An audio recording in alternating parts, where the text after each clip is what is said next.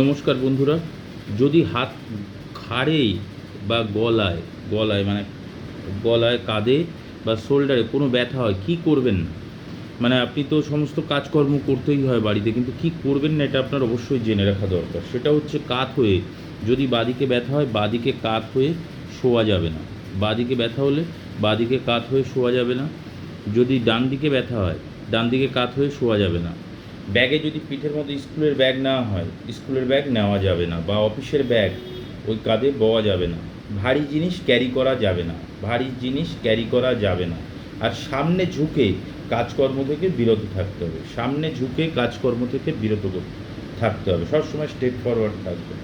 এই কথাগুলো মেনে চললেই আপনার ঘাড়ে ব্যথা বা শোল্ডারে, কাঁধে ব্যথা বা শোল্ডারে ব্যথা, বা ঘাড়ের এই পজিশনে গলায় ঘাড়ের পেছন দিকে ব্যথা ব্যথা থেকে আপনারা মুক্তি লাভ খুব সহজেই করতে পারবেন। এই কটা জিনিস একটু মেনে চলতে হবে। নমস্কার বন্ধুরা।